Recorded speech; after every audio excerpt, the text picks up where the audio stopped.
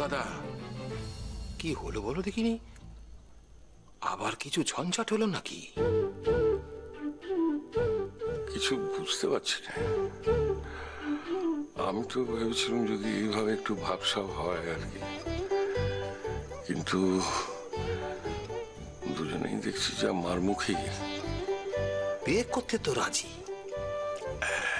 ওইটাই তো মজা। বাবা, হ্যালো দাদান, ফোনটা ধরবে না? অম্বিকে ধরেছে? অম্বিকে ধরেছে? দেখো। হ্যালো। হ্যাঁ রে, বল বল।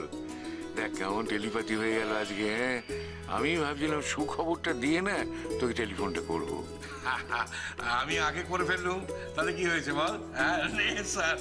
কিরম বেটা লাগিয়ে দিলুম বল।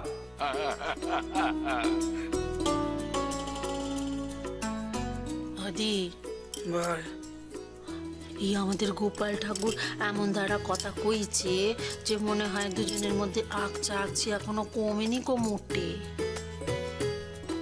কমবে কমবে, একবার বিয়ে হয়ে কাজটাতে আসুক না, তখন দেখবি জলে আর মাছের মতো যদি না হয় তাহলে কি বলেছি, একে অপরকে ছেড়ে থাকতে পারবে না মোটে।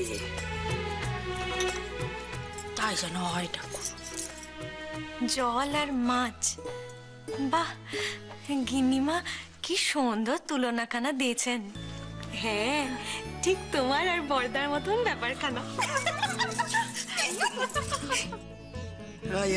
অমনি বলি, অত যদি শোনার মন থাকে তাহলে কাছে এসে শোনো না বাপু, হাড়ি পেতে ছংছকানি কেন? ও বৌরা, তোমাদের দেওয়ারেরই তো বিয়ে, তোমরাই তো সবকিছু খাবে, গায়ে মাখবে, করবে, তোমরাই তো। হাত দূরে দাঁড়িয়ে থাকলে চলবে কেন? এসো এসো এসো, এদিকে এসো, এদিক পান এসো। না ছোট ঠাকুমা, আমরা এখানে ঠিক আছি। আমরা আসলে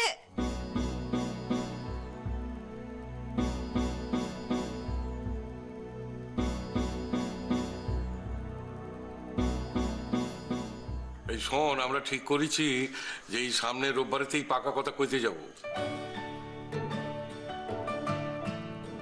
আমাকে নিশ্চয়ই আর কোনো দরকার নেই, আমার অনেক কাজ আছে, আমি উঠছি।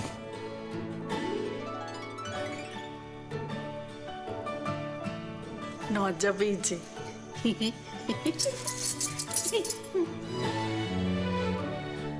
আরে সে তো খুব ভালো কথা।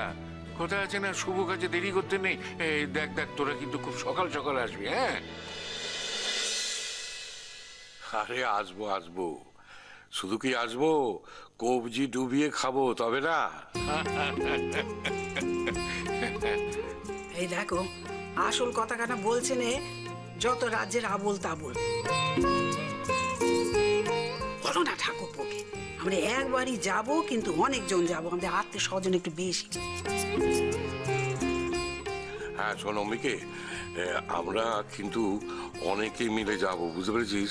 হ্যাঁ, মানে অনেক আত্মীয় স্বজন তো, ওই গুরুজনরা আছে, তারপর দাদা দিদি ভাই বোন। আরে যাবো তো একবারই, বল, বারবার তো আর যাবো না। এই হারামজাদা মিত্তি, তুই আমায় কি মনে করিস বলতো? হ্যাঁ, আমার কোনো ক্ষমতা নেই নাকি? তোর যতজন খুশি আয় না, আমাকে কি মনে করিস? হ্যাঁ, শুধু আসবার আগে আমাকে ওই নাম্বার অফ হেডস কোনো একটু বলে দিস, যাতে ওদের কোনো মানে যত্নমাত্রে ত্রুটি না হয়, বুঝলি? জয় জয় জয়। ঠাকুরপো, লিস্টি করো লিস্টি করো, কাগজ কলম নিয়ে একেবারে লিস্টি করো, গা ছেড়ে একবারে লেগে পড়ো দেখিনি। হ্যাঁ, ওই বে বে বে করতে করতে দেখবে দিনটা এমন হুশ করে এসে হুশ করে চলে যাবে। জানো, তৈরি না থাকলে একদম বেপদে পড়ে যাবে ঠাকুরপো। ও তুমি কিচ্ছু ভেবো না বৌদি, আমি সব পাকা করে ফেলছি। ও খেদি, হ্যাঁ দি, শোন, ঠাকুরপো যদি কোনো নাম ভুলে যায় তুই মনে করে দিস বোন। হ্যাঁ হ্যাঁ, তুমি কিচ্ছু চিন্তা করো নিকো, আমরা দুজনে মিলে সব করে দেবো, কিচ্ছু ভুল হবে নি। নাথ বৌরা তো সাথে রইলো। হ্যাঁ, হ্যাঁ, সে তো রইল, দেখতে পাচ্ছি এখন থেকে। তাহলে ওই কথা রইল, বুঝলি? কতদিন যে আমার রায় কিশোরীকে দেখিনি। ওহ, কবে যে রোববার আসবে। হ্যাঁ, তাহলে ওই কথাই রইলো। ওই দিন আমরা সবাই মিলে সামনাসামনি বসে বিয়ের দিনটা ঠিক করবো, কেমন? হ্যাঁ হ্যাঁ, সেই ভালো, বুঝলি? যা করতে হবে খুব তাড়াতাড়ি করতে হবে। ওরে হ্যাঁ হ্যাঁ, তার বলতে হ্যাঁ, রাখছি রে। হ্যাঁ, বুঝলে দিদি ভাই, এই সামনের রোববার তোমার পাকা দেখা। বুঝির বাড়িতে কিন্তু সবাই আসবেন তোমাকে দেখতে, একটু সভ্য ভদ্র থাকতে হবে তোমাকে। ওই দিনে কিন্তু শাড়ি পরতে হবে, এসব ধিঙ্গি পোশাক চলবে না। ও আম্মু তো নতুন বউ হয়ে যাইবে না, আমার লক্ষ্মী আম্মু। আর আমি তোমাকে শাড়ি পরিয়ে দেবো, বুঝেছো?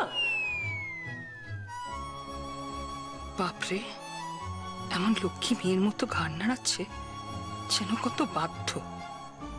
এতেই তো আরো বেশি ভয় লাগে। হে আল্লাহ, মাইয়াটা জানি সংসারে মন বসে, ফিরা জানি না আসে। তাই সকল কিছু লুকাইয়া আমি কি কোনো অন্যায় করলাম আল্লাহ? যেমন আমাকে বিয়ে করার শখ ওই উজবুকটার, তেমন আমিও যাতে ওর শখ চিরকালের জন্য ঘুচে যায় তার ব্যবস্থা যদি না করেছি তো কি বলেছি? চেনে না তো আমাকে? আমার নাম ফুলঝুরি মল্লিক। ওকে আমি এই